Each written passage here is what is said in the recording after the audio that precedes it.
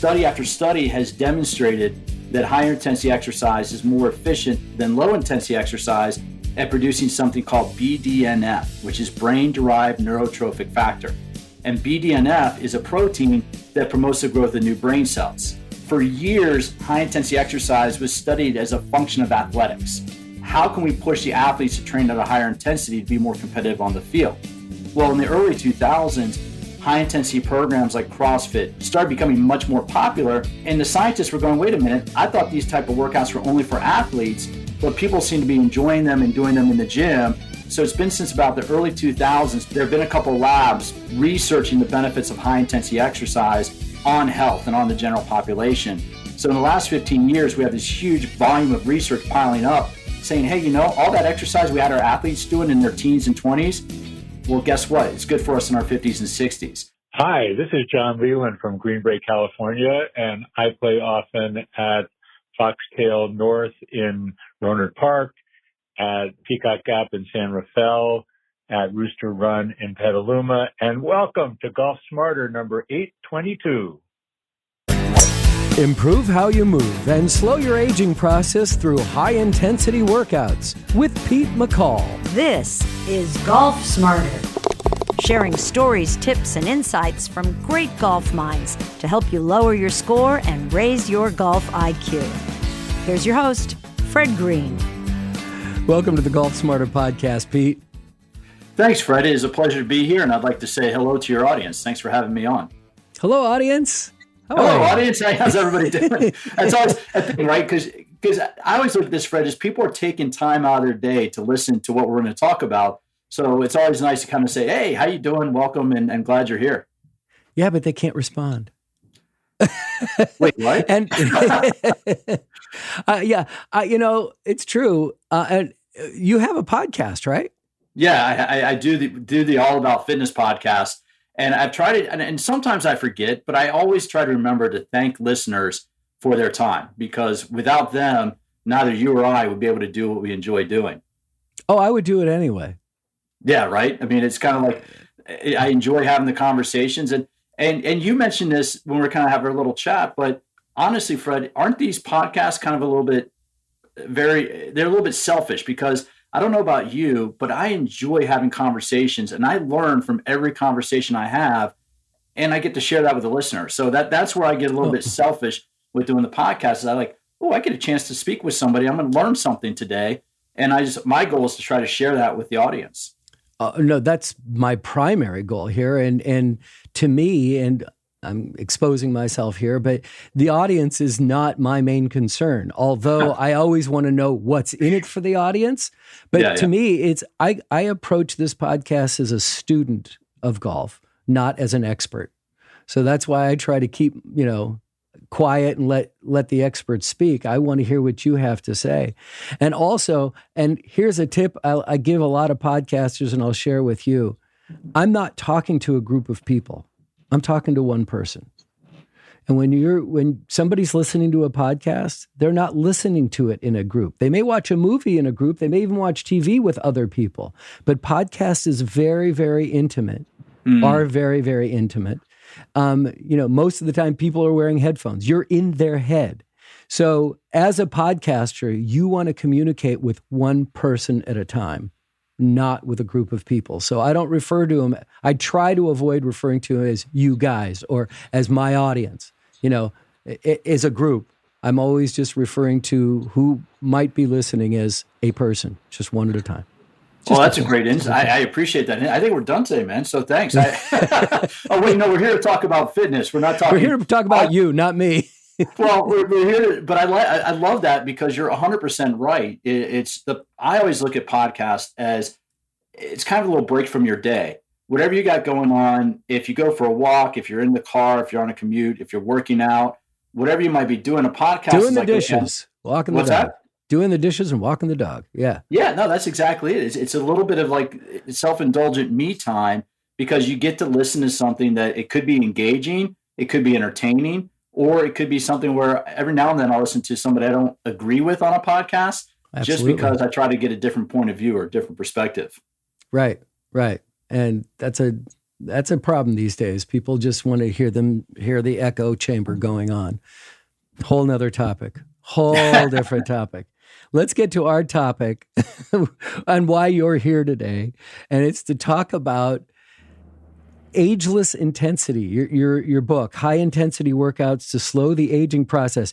You are a firm believer that high intensity workouts, at least this is what I get from reading your book, can help slow the aging process. Yeah, and I came to this thing, Fred, because I've been a personal trainer for more than 20 years, since the late 1990s. And when I first became a personal trainer, I noticed that you're told in all the textbooks that to find a heart rate, you got to do 220 minus the age. And I would have people in classes, in cycling classes that I taught, where I would do that formula and I'd say, all right, here's where your max heart rate should be according to what we know in the textbooks, right? That's where I got the information. And they'd look at me and go, I barely feel like I'm working. If that's my max heart rate, I'm pushing 150 beats a minute and I feel it's hard, but I feel good. And so that's when I realized early on that what we knew about aging, what didn't exactly line up with what I was experiencing in the gyms. And I started paying attention to that. And I saw that people in the gyms, and this is when I was in my late 20s and early 30s, I saw that people who were quote unquote old, meaning they're in their late 40s or 50s, not old anymore, but yeah.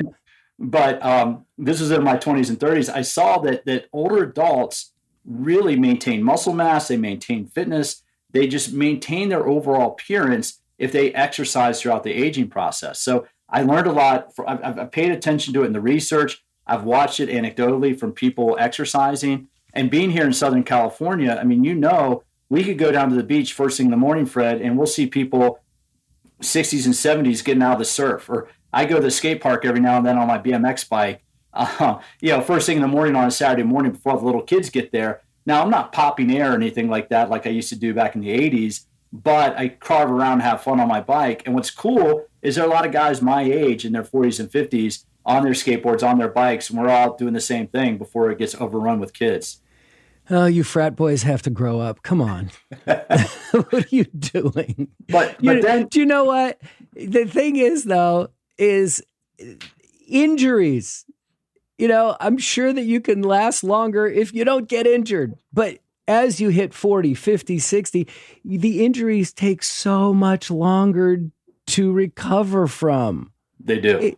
And that's what I have found. That's the one thing that I found after turning 40. It's like, oh, these little things when I was, playing basketball and I had a little bump or something, it's like, all right, it'll be fine tomorrow. And it was. And then after 40, it was like, oh, wait, it took a couple weeks for that to happen. Then after 50, it was like, oh my God, it's taking a month and a half to recover from that little bump. Why am I playing that sport anymore? And now 60s is like, I'm terrified of getting hurt. Because it's going to take so long to recover. But that's the other thing that really got me started down this path is I played club rugby. And when I lived in LA years ago, I played with Santa Monica Rugby Club. And one of the most impactful things, well, first of all, when I started playing rugby, I was 21, 22 years old, right out of college, full of ego, full of everything that young men are full of. And these guys were 15 to 20 years older than me. They're in their late 30s and early 40s. And they were crushing me. I mean, I didn't realize that I'd walked on to one of the top clubs in the country. It was just one of the local clubs in D.C. And here I am. I'm like going, man, these guys are fit. They're in great shape. I thought they were old. I thought 40, and I was 21. I thought 40 was old. And I'm like, these guys are literally blowing me out and putting me in the ground. And that's when I made it kind of switched on. It's like, I want to be as fit as they are when I get to their age. And that's the one thing that I've seen in rugby over the years is men in their 50s and 60s. I did an old boys tournament this spring where I went and played, and it was an over 40. So you had to be over 40 or under the age of 18. That was so guys could play with their kids. And if one team had a teenager on the field, the other team had to have a teenager on the field. So it was much more of a kind of it was a fun event. It was much more of a kind of a festival instead of a tournament. But the thing is, Fred, you had these guys in their 60s still out there playing and still out there tackling, a little bit slower than they might have been back in the day. Sure. But we're still doing it because here's the thing. If you stop using it, you'll lose it.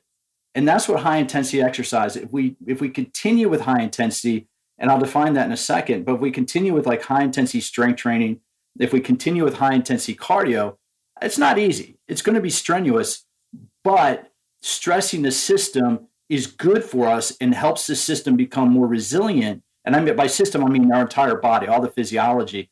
By stressing our body becomes more resilient and capable of performing at a higher level. Have you always been into high contact, high intensity sports? I mean, in high school, what did you play? I mean, you started rugby after, you said after you finished school, but did you play football or you wrestle, boxing? What did you? I did BMX racing. I was one of those kids that, the normal sports didn't really appeal to me. And so I did BMX racing, which is now, the funny thing is both sports I played years ago are now Olympic sports. You have rugby sevens in the Olympics and you have BMX in the Olympics, which to me kind of blows my mind. I never, ever even would have come close to the Olympic level in either sport. I'm not that good of an athlete, but it's been cool to see those sports become adapted and more in the mainstream. And BMX is just an all-out sprint. You do about a little bit more than a quarter-mile sprint in about 40 seconds. So yeah, you need to be able to go all out and do that. And since the 80s, I've been into mountain biking. I don't race mountain biking because I want to enjoy it. And when you start racing something, it becomes a little bit more. You worry about all that, and I just enjoy it. But yeah, I've always been into that. And I played. I was on the football team in college. I'll say that I was on the football team, okay. But I was there mainly. I was there mainly for the GPA and for my strength training. I had one of the top. I had one of the top 10 body weight to strength ratios in the team, and I had one of the top 10 GPAs. But other than that, I was all team scout team. And at one point, it was my junior year. They're trying to start a rugby club on the campus. I went to a small D3 school, and I'm like, wait a minute, football practices every day of the week, and you might play on Saturday. Rugby practices 2 days a week, and everybody plays on Saturday. And the third half, which is the after the game party, is promoted. Whereas at the end of the game on Saturday or in the locker room after the game, the coach would always say, "Be careful tonight. I don't want any shenanigans." Da, da, da, da. So you had two different schools of thought when it came to. So anyway, rugby was a little bit more appealing, and just the whole social aspect of it. Yeah, it was the party afterwards. That's what you were really focused on. Yeah. I'm shaking my head for the audience. Yes, you are. Yes, you are.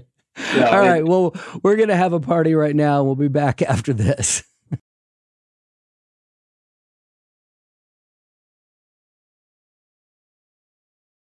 When I was in middle school, I called it junior high in those days. I was like 8th grade. This was like 1968, 69. My PE teacher, Mr. Vance, brought out this book and he said, there's a new study going on here and there's all the rage here in physical education. It's called aerobics.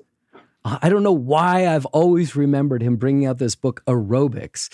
It's about getting your heart rate up.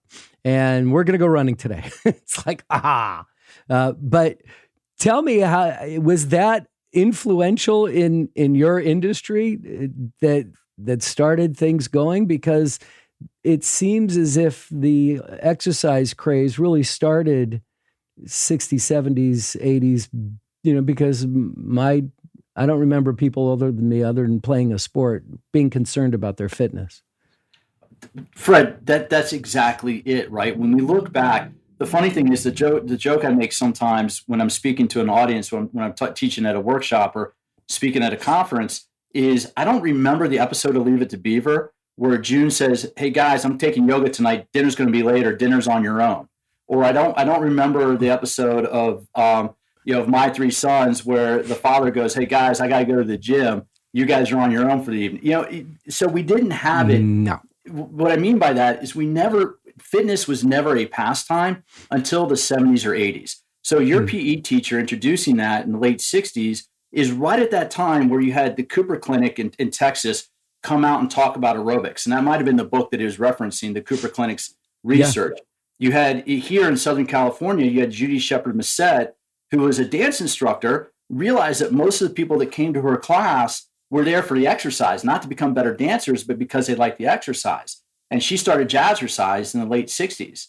And then, of course, you had Nautilus. And in full disclosure, I'm a consultant for Nautilus. I design their education programs to teach people how to use the equipment. But in Nautilus, 1970, Arthur Jones invented Nautilus, which made strength training accessible to everybody. So these things kind of all happened, there's some synchronicity in the air. So since the 1970s, we've had going to the health club, we've had working out, we've had jogging, whatever you want to call it, has been a part of our culture and a part of our society. And so for somebody your age in your 60s, you're the first generation that has grown up knowing or having a better understanding of the benefits of exercise. And what's really exciting for me, what's really exciting as kind of an exercise science geek, is we now have the fittest, oldest generation that we've ever had in human history. So you can look at people in their 70s, 80s, and really just see how that's aged. And this being a golf podcast, I think, isn't it Gary Player, the South African, who's incredibly fit? I mean, I've listened to a couple of his interviews and seen him, just being a sports fan over the years, not specifically golf, but Gary Player, and there are others in the golf community who are in incredible shape in the 70s and 80s. And it's like, I think he's in his 90s now. Is he that old? I have to look it up, but I mean, he talks about I've heard him talk about his fitness program, and I'm like, but that to me is what motivates me. Is I'm not one of these people out there that's saying you have to, because look, there are a lot of issues with the fitness industry. And one of the issues I don't like about it is that it's so appearance focused, right? We focus on losing weight. We focus on having 6-pack abs or big arms, big guns, all that. That's just stuff, right? That's just fluff. In my mind, the reason why I wrote Ageless Intensity is exercise is the means for how we control the aging process.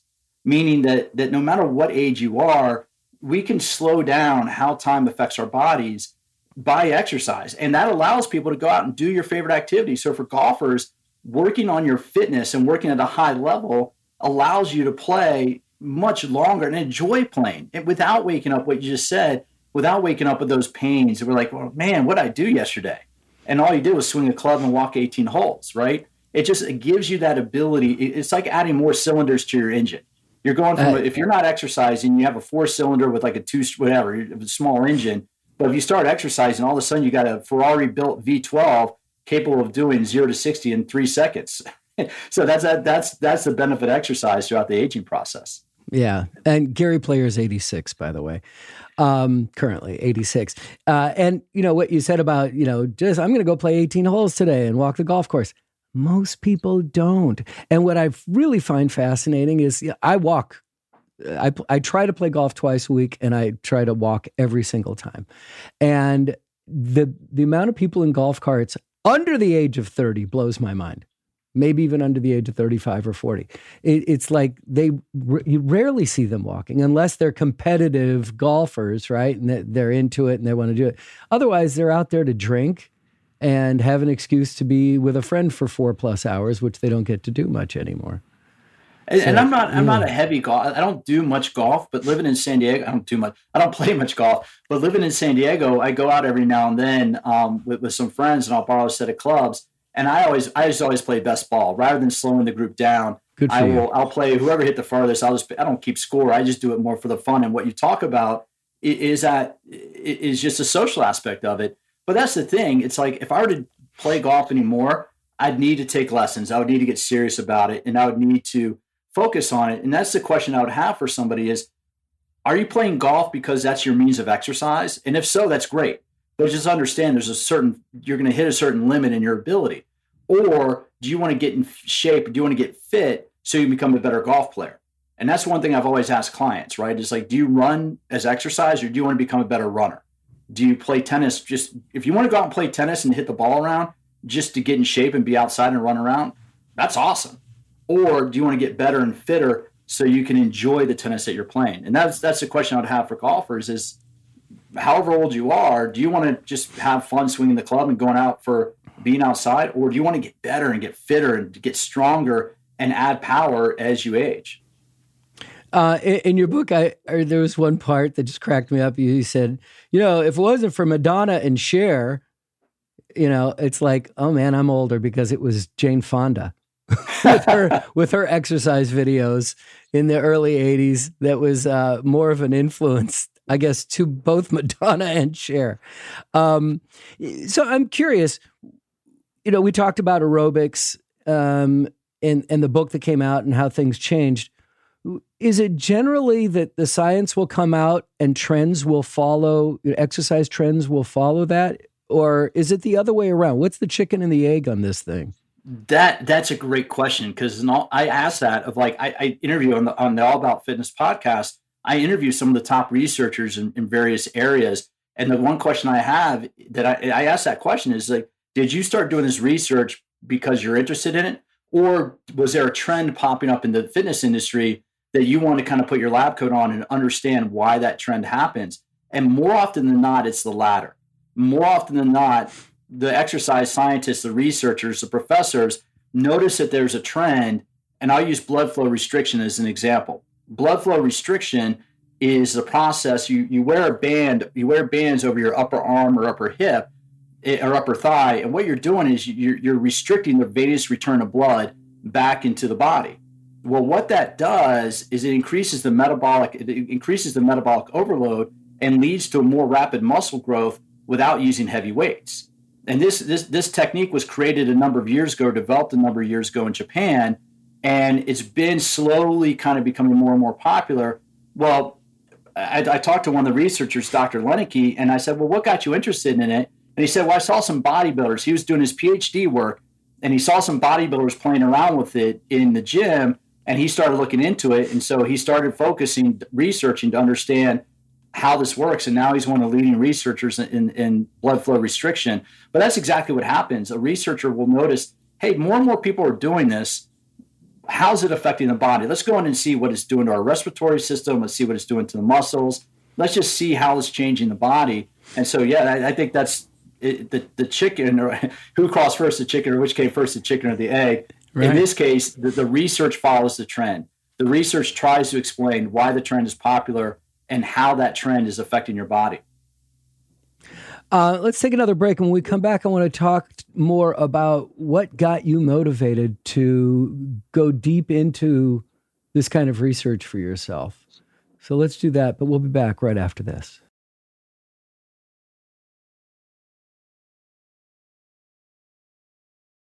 Again, we're talking to Pete McCall, author of a new book, Ageless Intensity, High-Intensity Workouts to Slow the Aging Process.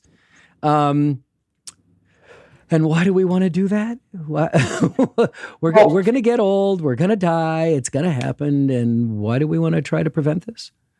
But here's the scary, and this might be scary. For some, this might be exciting, but for others, this might be scary. But Fred, I spoke to a researcher recently who wrote a book called The Longevity Code. And this is a guy, he's out of Belgium. His name is Chris Verhoeven. I'm not going to pronounce the last name. It's a Dutch last name. But I'm going to be posting that interview soon. But he thinks, and the researchers in this field think, that in my generation, again, I'm 49, I'm Generation X, these researchers think that we can extend the lifespan from 120 to 150 years. So that before long, it'll be possible. They're looking at manipulating the epigenome. They're looking at different factors in the cellular function. And they think that with exercise, with nutrition, and with the appropriate supplements that can support the epigenome and support the genetics, that we can extend the lifespan to 120 to 150 years. Now, that's going to change a number of things. If that does happen, that's going to change a number of things about our society. You think? It just means you have to start saving more for our IRA so we can enjoy a longer retirement, in theory. Well, that means retirement age will come at 85 as opposed to 65 or 90. Well, and that's exactly it. And that's one of the things. So I've talked a couple reasons about what got me interested in this. But the other thing that I saw, and this is as a young boy growing up, is my two grandfathers. And I write about this a little bit in the book, my grandpa Harold, my father's dad. Both grandfathers were in Lincoln, Nebraska. They were there during the war. Both grandfathers worked in airplane factories during World War II. They're a little bit older. They had kids already, so they weren't drafted, and instead they worked in factories. And my mother's father fell off a factory rigging. He was working on an airplane and fell off the rigging of the cockpit, and it was quite a fall, and he hurt his back pretty bad. And this was in the 1940s, so they didn't know a lot about the surgery.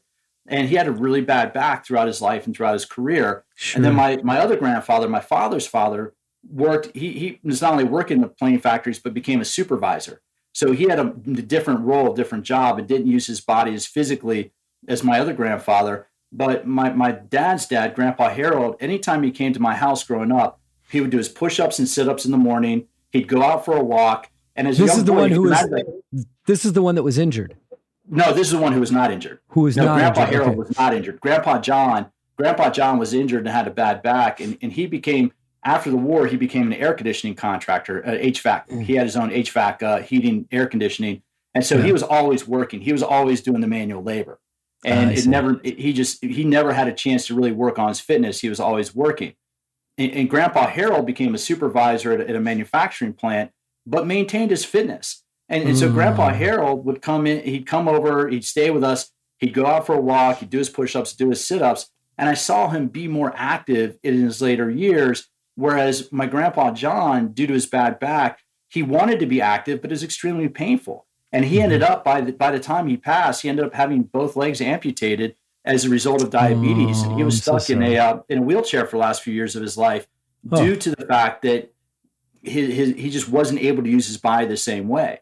So as a young boy, seeing the difference between the way my two grandparents lived in their 70s, really is another huge motivating factor for me being like, okay, I see the two paths I could take. I can either be active and be relatively active into my last years, or if I don't do much of anything, the body's going to deteriorate at a more rapid rate. And the message I would give to people about exercise is I cannot guarantee any results from exercise. If I tell you that exercise will do X, Y, or Z, I can't guarantee because we're all different. But what I do know and what I will guarantee is that lack of exercise will take years off your life. It'll shorten your lifespan by years. And so I look at it as if we exercise for no other reason is to have the quality of life we want when we reach our later years. And if that means swinging a club and walking the course when you're in your 70s, that's what it'll allow you to do. You will have that ability to do that. Interesting. My brother-in-law, who we'll call Bob, all brother-in-laws should be called Bob. He was when he was working, he's in his late 70s now. He was a hematologist oncologist. And he always contended that exercise had nothing to do with your mental and physical condition. And we kept looking at him like, wait, you're a doctor, you're a scientist. How can you say things like that's ridiculous, isn't it? It's like, no, there's no written evidence, there's no proof. And I'm like, look at you. He was pretty sedentary. And now, like I said, he's in his late 70s, and you would mistake this guy for being in his late 80s. I mean, he's just not in great shape. Granted, he's had other physical issues with his health, but it's like I'm not into intense workouts. I've never been into it. I played a lot of basketball and stuff as a kid. Loved it, sweat, then injured myself in my early 30s. That was the end of basketball for me. Picked up golf in my early 40s. And I'm more of a, just get my heart rate up, but like I walk when I play golf. I walk the dog every day. We take long hikes on the weekend. I try to go swimming a couple times, if I can. And I do yoga. I do, stretching and exercising. I have this great little program called Dynamic Golfers that every morning I get to do, just trying to keep limber and loose on that. It's really helped my golf game, but I'm not doing high intensity, high sweat, high heart rate exercising. And a lot of people, the interesting thing is Fred, is that that's not uncommon as people get older, because let's face it, high intensity exercise is not necessarily easy, and nobody chooses to make themselves uncomfortable. Nobody chooses to add more stress to their life. Nobody wakes up in the morning and go, all right, what's going to happen today? Oh yeah, let me make myself really uncomfortable. Let me experience a little, but here's the thing, it's the higher intensity exercise that can, for people that care about managing a healthy body weight, it burns more calories per minute. But here are the real benefits. It's the high intensity as opposed to the moderate or low intensity exercise. It's the high intensity exercise that will promote more testosterone growth in men. So there's some really cool research that shows that men in their 70s who do strength training and high intensity interval training, and I'll define high intensity here, high intensity for cardio training is anything where you're huffing and puffing and out of breath. Meaning we would not be able to, if we're doing a high intensity cycling class, we would not be able to have this conversation. Because we're working at a high intensity, we're breathing a lot harder to push CO2 out. That's our exhaust, push CO2 out and pull O2 in. Just like your car respirates oxygen for fuel, for power. That's what our lungs and heart do. They pull oxygen in and push it out. It's a higher intensity exercise where you get out of breath that promotes testosterone growth. It promotes growth hormone. It promotes something called insulin-like growth factor. All three of those are hormones which add muscle, and the research shows in your later years, in our 70s, we can even increase levels of these hormones, these muscle-building hormones, if we're doing the right level of intensity. And the other thing that's a huge benefit is high intensity shows, and this is just in the research, it's not proven, but just study after study has demonstrated that higher intensity exercise is more efficient than low intensity exercise at producing something called BDNF, which is brain-derived neurotrophic factor. And BDNF is a protein that promotes the growth of new brain cells. So the exercise, and this is where you might want to reach out to your brother-in-law Bob and be like, look, there's a plethora of research now that shows the benefits of high intensity exercise, not only on the muscles, not only on the hormones, but also on the brain. And that's really where we're starting to get a tremendous amount of evidence. And real quick, the other thing that has happened, to get back to your question about the chicken and the egg, is that for years, high intensity exercise was studied as a function of athletics, basketball, soccer, football, rugby. How can we push the athletes to train at a higher intensity to be more competitive on the field? Well, in the early 2000s, early to mid 2000s, high intensity programs like CrossFit and other high intensity workouts started becoming much more popular. And the scientists were going, wait a minute, I thought these type of workouts were only for athletes, but people seem to be enjoying them and doing them in the gym. And so they started looking at that. So it's been since about the early 2000s, maybe about 2003, 2005. There have been a couple of labs. Marty Gabala's lab up at McMaster University in Canada has been one of the leading ones, researching the benefits of high intensity exercise on health and on the general population. So in the last 15 years, we have this huge volume of research piling up saying, hey, all that exercise we had our athletes doing in their teens and 20s, well, guess what? It's good for us in our 50s and 60s. So that's been a huge paradigm shift in the research literature. Interesting. And you talk, like you have an entire section, part 2 of your book, is improve how you move. And that I can bring that to golf, okay? Because your flexibility, your mobility, critically important in golf. Totally. And here's the other thing is the paradigm for fitness for years. And we can go back and we can thank I think it's 1975 or 1976 movie, Pumping Iron, with somebody by the last name of Schwarzenegger. Yeah. I wonder what happened to that guy. He's gone vegan. but he's somebody, I mean, he's now in his late 70s and he still works out every day and hasn't responded to my request yet to come on the podcast, but we'll set that aside, Mr. Governor. But bodybuilding is all about muscle isolation. If you want to walk on a stage in your underwear, and that could be for men or women, and show your body off, you have to train one body part at a time. That's the most effective way to make them grow. Sure. But if you're interested in fitness and being able to move better, and this is what I write about in Ageless Intensity, is we want to train movement patterns. I don't know if you have kids, but I have 2 kids.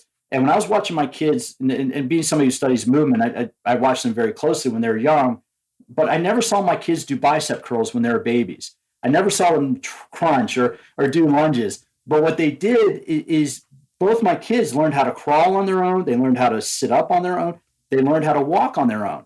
So movement is hardwired into our brain and into our motor control system.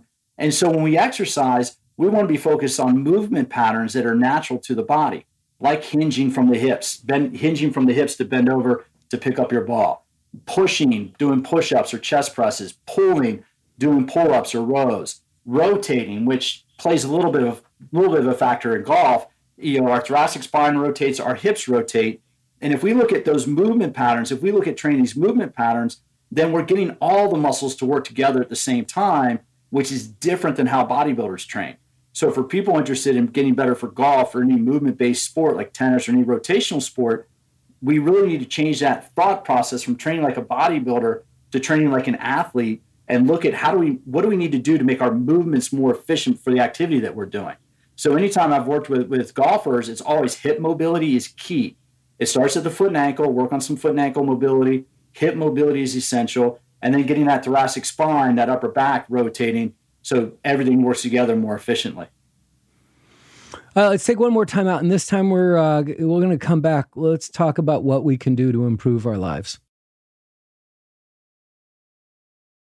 It's interesting how these things work out. But this week on Golf Smarter Mulligans, episode 138, we're also talking about fitness and how exercising and increasing your mobility is directly related to better golf. On Mulligans, we go back to June 2010 when I went to the studio of TPI's certified instructor, Ann Grassel. What I try to teach when I teach stretching is the basic criteria of it. How your body is set up. It should be in alignment. You should be breathing easily. And the thing to remember is that what we're really trying to do when we stretch is to get the joints to glide. The only reason that we're trying to stretch is to get the muscle to lengthen across the joint so the joint can move the way it's supposed to. So if you kind of think of that, if a muscle's too tight and the joint goes try to move and the muscle's not lengthening, it's not going to turn. So you're going to try then to get that rotation somewhere else. And often we get it in places where we're not supposed to get it and we're not strong enough to get it. And we tend to overuse areas, and that's where injuries occur. That's episode 138, featuring Ann Grassel on Golf Smarter Mulligans, being released this Friday. The Golf Smarter Mulligans podcasts are the earlier episodes of Golf Smarter. They're just no longer available on any podcast app. But boy, they still offer relevant information to every golfer today. We're now providing you with 2 episodes of Golf Smarter each week. So please write a review, subscribe, and follow both of our golf podcasts and all the shows from smarterpodcast.com so that you can download or stream the brand new episode when it becomes available on your favorite listening device.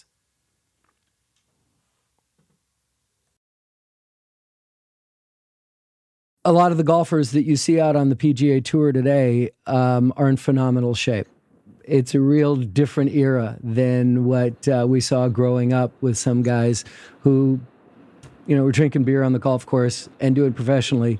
But it's these young guns now that, it's a 12-month a year. Any professional athlete, unlike in the 50s and 60s today, every professional athlete is doing this 12 months a year. It's all year long. And you can see the results in how, Bryson DeChambeau, how far they're hitting the ball and what kind of workout that he's doing. No, you hit on it. But Fred, you think about in the 70s and 80s, the thought process was, especially in the 70s, the thought was among coaches that athletes who put on muscle, athletes that worked out and put on muscle, became less athletic. So in the 1970s and 80s, right, most professional athletes did not exercise outside their sport. That's why baseball has a 6-week spring training program down in Florida, is because guys, they finish playing the season. And two, for listeners, up until the 80s, some professional athletes worked in the offseason. They were car salespeople. They worked as bartenders. They worked as servers. They would get done with their sport. Even in professional baseball, professional football, they get done their sport and they go work in the dealership. And they might have been just there just to shake hands and whatever, but they had second jobs. So it wasn't until the 80s when athletes really started making money and then it wasn't until the 90s. And honestly, it was Michael Jordan who, when he came back from trying to play baseball and came back to basketball, he worked with a private trainer named Tim Grover, who really helped Michael become a better athlete through the movement training. And since then, since the mid to late 90s, a guy by the name of Mark Verstegen started a company called Athletes Performance that's now Exos, EXOS. And Mark was one of the first people to do a whole system of training for professional athletes. So now, going back about 20, 25 years, you have this huge progression in understanding that strength training, power training makes athletes able to perform at a higher level for longer. You see that in golf. You obviously see that in football with Mr. Brady. You see that in baseball. You see that in basketball with LeBron, still performing at a relatively high level in his late 30s. And what that's doing is these are all examples of how exercise can allow us to maintain our fitness even as we age. Do we get a little bit slower? Yeah, we will. We'll lose a little bit of muscle mass. We can't stop that. But what we can do is keep up that mobility, keep up the strength, and keep up the power that allows us to go out. And to wrap up this thought, if you're listening right now, and if you're listening and you have that high school kid that's playing sports, whether it's a boy or a girl, your high school kid is getting better strength coaching now than professional athletes did in the early 1990s. I mean that a number of large high schools now have full-time strength coaches that work with the sport coaches and get the kids on programs, weightlifting programs early on, and teach them how to do it safely. So if you're listening and you have a kid playing a high school football with a strength coach, your kid's getting better coaching and instruction than NFL players did in the late 80s and early 90s. I mean, that's a pretty fascinating thing just to see how far we've come in a relatively short period of time. Yeah, it reminds me that we have more computing power in our pocket than put a man on the moon, right? And I want to go back to the early 1980s. It was actually the mid-1980s, 1986. The Oakland A's had a guy named Jose Canseco, who was a bodybuilder and a freak of nature for baseball. That he was a guy who was a intense bodybuilder. And then the following year, he wins Rookie of the Year because he's smashing home runs like they didn't exist. And then the next year was Mark McGwire, who also started working out with him. But then the whole steroid thing started happening. And as McGwire was saying, it's like, I'm not using it to build it up. I'm using it for my recovery time on my workouts, right? And Canseco was blackballed from baseball, but now that we look back, he was right. Everybody seemed to have been doing it. But I don't think they were using the steroids to build it up. Maybe Bonds did, but they were using it to help recovery on their workouts, right? If you're listening right now, I have to tell you this. For you, Fred, for if you're listening right now, you have anabolic steroids in your body. We all have anabolic steroids in our body. What happened, anabolic means growth. Catabolic is breaking tissue down. Anabolic is building tissue up. Okay. A steroid is a hormone that acts on the nucleus of a cell. A peptide, testosterone and cortisol are steroid hormones that work on the nuclei of cells, whereas growth factor, insulin-like growth factor and growth hormone are peptide hormones that work on the cell membrane. They have receptors on the cell membrane. So let's talk about that. That's what an anabolic steroid is. So the most common one is testosterone. And what the Soviets, and this goes back to the Soviet Union, and you probably remember this from the 60s and 70s when they dominated international Olympic sports. The Soviet Union realized that if we gave our athletes more testosterone, they'd recover quicker after they train. Because in their testing, the Soviets were very meticulous in their testing. They realized that when their athletes were doing higher intensity exercise, they had higher levels of free testosterone and circulating testosterone in their bloodstream. So they thought, okay, testosterone helps with recovery. So let's give our athletes a little bit of extra supplemental testosterone after they train so they can recover quicker. And that's where we got the arms race that became the mid-90s baseball. And that's where we get testing in sports. And that's all. Your body produces these hormones to recover from activity. And if you can supplement these hormones then it can allow you to recover quicker. Now, it doesn't help you put the bat on the ball. If I'm taking steroids, I will not be able to go out and start playing for the Dodgers. That ain't going to happen because you still have to have the athleticism to get the bat on the ball. And with golf, you still have to have the athleticism and the eye-hand coordination to get the club head on the ball. So the steroids, they're not really performance-enhancing drugs. They're recovery-enhancing. They allow us to recover quicker so we can get back and train higher and train more, do more volume, and be able to do that. And that's why as we exercise, as we age, we really need to pay attention to recovery because our body produces its own hormones during the recovery period after exercise. So it's not just enough to work out, but we have to think about what can we do for rest? What can we do for nutrition? How can we let our body heal itself after exercise so it comes back stronger and more efficient? Awesome. You mentioned earlier that you do some consulting with Nautilus. There's some really interesting products out there these days. Peloton immediately comes to mind. Apple Fitness Plus is joined the game. A product called Mirror Mirror. And then there's another one, Tonal. Yeah, Tonal is really interesting because it's cable machines. It's cable-based strength training at home. Yeah, is that like TRX but on your wall? Is that exactly? Yeah, the mirror. The funny thing is, a friend of mine's one of the instructors for the mirror, and he showed me what he was doing about 3 to 6 months before it came out. He sent me some stuff. He's like, "Look at this new product coming out," and I love the concept of the mirror because a lot of times, like compare it to Peloton, right? I mean, they're both expensive. They're not that easy to access. But what else you can use a stationary bike for other than a clothes hanger? You either ride it or you put your clothes on it if it's in your bedroom. But a mirror, I think the brilliance of something like the mirror is that's a product you're going to have in your home no matter what. A full body mirror to check out and make sure everything looks right. And so having an image projected on the mirror and follow that for a workout, I think is a brilliant idea. But there are a number of great home workout solutions that allow people to train at a higher intensity, do strength training. And I mean, even Peloton has yoga programs and they have yoga mobility programs. So they're great resources for people that kind of need that. What do I do next? Or how do I do this? What can I do? So you endorse this kind of workout. You don't necessarily have to go to a class or have a personal trainer. You think that those things, I think Mirror is brilliant for what you said, but also if you're looking in it every day anyway, you're going to see, and now it's going to feed back to you on, it's like, hey, maybe you can start doing some stuff there. And it reminds you all the time, oh yeah, I have this machine here, as opposed to, like you said, it's a clothes hanger for a Peloton. But you think that those things are valid and they're worthwhile? Yeah. And actually I mentioned those in the book because they're great resources. And that's where, having been in the industry for a number of years, the person who runs Fitness Plus for Apple, I wouldn't say we're good friends, but we're colleagues, and we've had some conversations.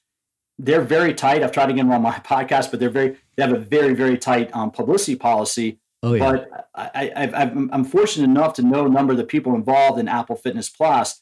A number of us used to work together as instructors. Some of the people were instructors for Schwinn, which is also owned by the same company that owns Nautilus, owns Schwinn Indoor Cycling. So some of my colleagues who taught other instructors how to design indoor cycling programs are now the ones on Apple Fitness Plus leading the in-home workouts. And so there's been that shift. All those programs are great. And the research and the exercise scientists that put those programs together are doing the right thing. And any type of in-home program or trainer, all that's going to do is allow you to make sure you're doing exercise the way that's best for your body. Like, I know if people are seeing this on video, I got a little duck fluff going on today. I couldn't get my cowlick down. And the analogy I always make is having a bad hair day. Yeah, well, exactly. I could buy a Flowbee, and I'm going to go back to the 90s. I could buy a Flowbee and cut my hair myself, but I do go to a barber and I do go to a stylist because I trust them. They know what they're doing, and I trust them to do a better job. They have a different perspective than me looking in my bathroom mirror trying to shave my own head. That's what a trainer and an instructor allows you to do, is you're working with somebody who is skilled in teaching exercise to say, hey, you know what? I see what you're doing. Here's how we can make that either A, a little safer, or B, just a little bit more effective so you get the results you want in a shorter amount of time. Excellent. All right. So how do people track you? First of all, check out the book. It's available on Amazon, right? Amazon, anywhere you can buy books. Yeah, the publisher is Human Kinetics, and it was a lot of fun. And just for listeners that might be about the same age or between our ages, one of the fun things I did in this book was I used a lot of movie references, 80s movie references. Like I used Mad Max, I use Rocky, I use the Terminator to I use them as analogies and metaphors for how your body responds to exercise. So I didn't want it to be like a very science heavy publication, even though there is a lot of science in there. But I try to tell stories about how exercise affects our body using stuff that we can all relate to, or using movies that we can all relate to. There is one, I used The Matrix, which was a movie that came out in 1999. So it doesn't really qualify for the 80s movie, but it was a lot of fun. It was a lot of fun to come up with those different stories and different analogies to help readers understand how their body adapts to and responds to exercise. We're not going to hold that to you. Don't worry about it. So again, the book's called Ageless Intensity, High Intensity Workouts to Slow the Aging Process, but it's your second book. Your first one, Smarter Workouts, The Science of Exercise Made Simple. And that one, for people that want to learn how their body adapts to exercise, that's why I wrote Smarter Workouts. That started as a series of blogs I did for the American Council on Exercise called One Weight Workouts. How do you get a great workout with one piece of equipment? Because this is one thing that most personal trainers know how to do, especially those of us that worked in a busy health club, is if you're my client that came in at Tuesday at 5:00, it might be busy in the gym, but I know how to grab one or two pieces of equipment, go off into a corner of a gym and give you a great workout. And that's what Smarter Workouts teaches readers how to do. Use just one piece of equipment, do a great workout, and it provides you with 21 different workouts using just one piece of equipment for either mobility, strength, or metabolic conditioning, being able to get that heart rate up. So I put a lot of effort in Smarter Workouts so people could learn how to exercise smarter. And I love the title of it. And the next book I'm working on is on recovery. So we talked a little bit about recovery, but the next book I'm working on that's due out sometime in mid-2022 is all about the science of recovery and how we can use recovery as regular people to A, get better adaptations to exercise, but B, reduce overall stress loads in our life. Perfect. And your podcast is called All About Fitness? Yep, All About Fitness. And I really, again, as we started talking about, I love it because I have these conversations to learn more. If I write an article, if I'm doing research and I see the same researcher pop up and up and up, I'll reach out to that research and say, hey, I've read your work. Would you like to come on the podcast? And what I really mean is I'd love to pick your brain while we're recording it. Absolutely. Absolutely. And how can and for listeners that want to learn more about fitness, that's exactly what I try to cover on the podcast. Perfect. And how can people follow you on social media and your website? Yeah, the website is PeteMcCallFitness.com. And I try to put content up there a couple times a month, workout programs, insights. I always try to pay attention to what's coming out in the research, and I'll highlight it on my blog. So it's Pete McCall Fitness. And then on social media, on Instagram and YouTube, I'm All About Fitness Podcast. And I try to put up different workouts that I'm doing. I'm trying to put up showing people that, hey, I don't just write about this stuff. I talk about it. And I want to be perfectly clear. I still wear, if I went and bought my Tough Skins from Sears, I'm still buying Husky, the size Husky, because I'm not super lean. I'm not super jacked. I'm not ripped, but I do consider myself fit. And I can either go straight up a hill mountain biking, deadlift 300 pounds or so, give or take a little bit more, and just be able to move around relatively injury-free from day to day. In my mind, that's the goal of exercise, is to remain injury-free so we can get out and enjoy life as much as we want.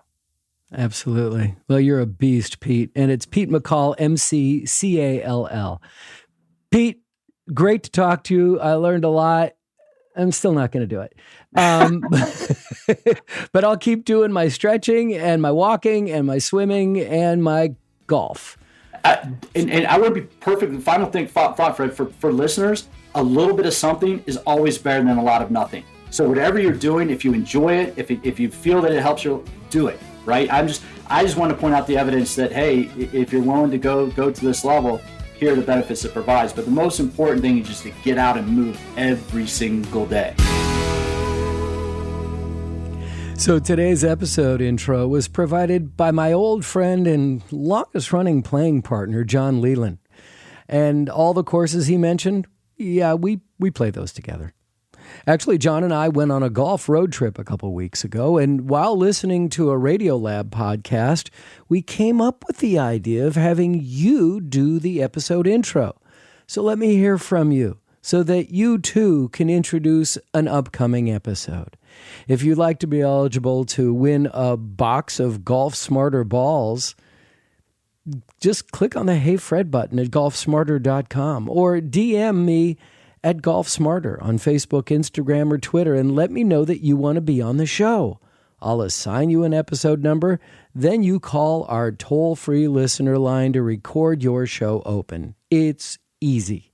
Now, for every 10 golfers who participate, we'll have a drawing for the exclusive Golf Smarter branded golf balls. Your chances of winning are tremendous as there's only 10 names in each drawing. So again, DM me at GolfSmarter on Facebook, Instagram, or Twitter, or click on the Hey Fred button at GolfSmarter.com, and you'll be on the show and eligible to win. Golf Smarter and Golf Smarter Mulligans are your weekly podcast for caddies, where each week I do my best to provide you with helpful tips to lower your scores or information that will raise your golf IQ. And like caddies and for caddies, we don't object to your gracious tips for the services provided. If every golfer who listens regularly offers just a small amount each month, we'll be able to continue providing you with our fun and informative programs for a long, long time. Our tip jar is now open. Just click on donate at GolfSmarter.com. I really appreciate your consideration. Happy holidays. Now, lastly, let's get a taste of what's happening last week on our newest podcast, All the F Words, with Gabby Moskowitz and Joanne Green, my wife. All the F Words feature these two women who are writers and friends, yet they're 30 years apart in age. And each week they pick a word that begins with the letter F and offer their unique perspectives from a millennial and a boomer. And this week's topic? Fighting. Joanne, did you grow up in a house where fighting was okay? Oh, absolutely not. Nobody fought ever. I'm not sure that was a good thing, but nobody fought. What about you? What about your home growing up? We did, and we were pretty good at it, actually. We're going to be talking about fighting as our F word this week on All the F Words. Find us wherever you get your podcasts. And you can find us on Instagram, Facebook, and Twitter at All the F Words Pod.